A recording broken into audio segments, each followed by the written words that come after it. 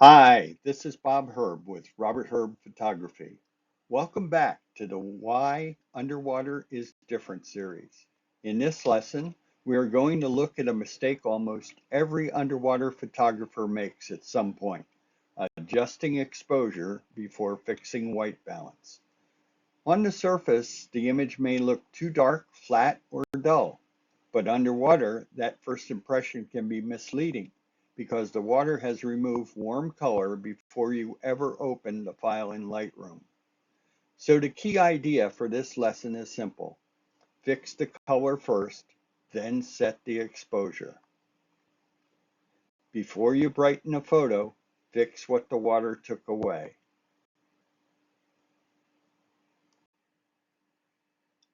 Before you brighten a photo, fix what the water took away.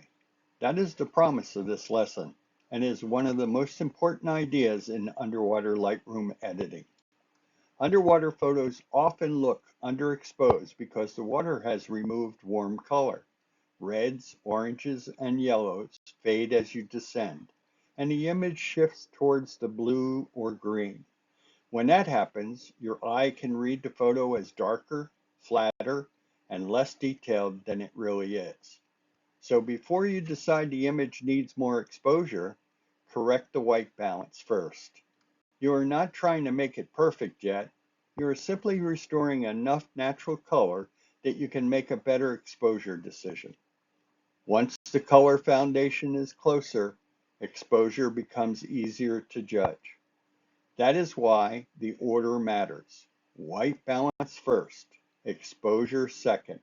Better results after that. The common mistake is easy to understand because the photo really does look too dark. You open the image in Lightroom and the first thing you see is a blue or green cast, flat detail, and a subject that does not have much life. So the natural reaction is to reach for the exposure slider. But exposure does not remove a color cast. It only makes the whole image brighter or darker.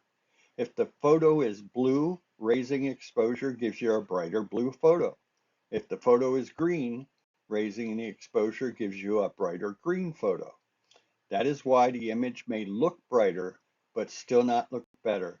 The highlights can start to wash out. The color still feels unnatural, and before long you are chasing sliders instead of solving the real problem. The photo may not need more brightness first. It may need a better color foundation. This is where underwater photography starts fooling your eyes. As you go deeper, water removes warm color from the scene. Reds fade fast, then oranges, then yellows. What is left is a scene dominated by blue or green light. The color shift does more than change the look of the image, it changes how bright the image feels. A photo can appear darker, flatter, and less alive, even when the exposure is not the main problem. That is why so many underwater photographers think they need to fix exposure first. What they are often reacting to is color loss, not simply a lack of brightness. So before you judge whether a photo is underexposed, correct the white balance enough to create a believable color foundation. Then you can make a much more accurate exposure decision. This is the turning point in the workflow. Once white balance is corrected, the exposure decision becomes much clearer. When you restore believable color, several things happen right away. Coral often looks brighter. Sand becomes a more useful reference. The subject separates better from the background, and the whole image starts to feel more natural. Notice what this means. You are no longer guessing at brightness through a heavy blue-green cast. You're judging brightness from a better color foundation. That is why the sequence matters. First, correct the color enough to make the scene believable. Then decide how much exposure the photo really needs. Better color leads to better judgment, and better judgment leads to a cleaner, more consistent edit. Now let's look at the wrong order in action. This is what happens when you raise exposure first. The image does get brighter, but the real problem is still there. If the file has a heavy blue or green cast, increasing exposure simply gives you a brighter blue or green image. It does not restore the missing warm color. That is why the edit often starts to fall apart.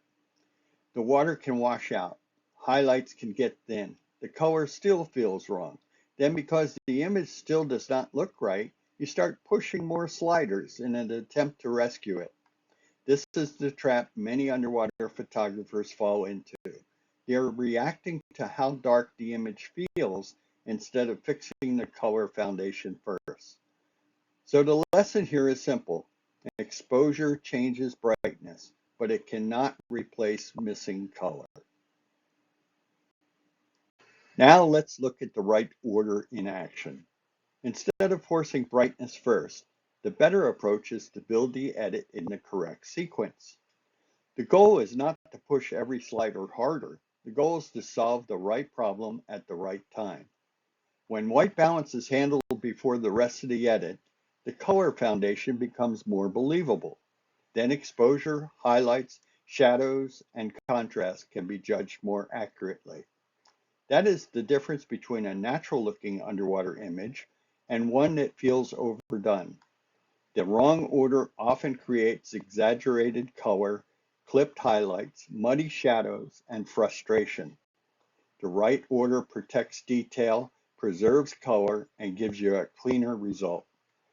This is why sequence matters more than any other single slider. Follow the process, understand the why, and your edits become more consistent. This is the full Lightroom sequence I want you to remember. Start with white balance because underwater color loss affects everything that comes after it. If the color foundation is wrong, your exposure decision will often be wrong too. Once color is believable, then set exposure. After that, move into presence to improve clarity, texture, and definition. Then refine color using masking for selective adjustments and finish with your final polish. The important part is not that every image needs the exact same amount of every adjustment. The point is that each step gives you a better information for the next step. That is why sequence matters more than any preset. The preset can only apply settings. A good workflow helps you make better decisions. Now let's turn this into a simple practice test. Before you move the exposure slider, stop and ask one question. Is this image truly too dark or is the color foundation wrong? That question changes the way you edit. If the image is blue or green, if the sand or coral does not look believable, or if the subject still feels dull, then white balance should come first. You're trying to create a color foundation that gives you a more honest view of the photo. After that, judge exposure, not before. Once the color is closer, you can make smarter decision about brightness, highlights, and shadows. The goal is simple. Do not brighten the color cast. Correct it first, then continue the workflow. Now let's wrap this lesson up with the main idea. Before you move exposure, check the color foundation first. Underwater, the image may look dark because the water has taken away warm color, not because the exposure is the biggest problem.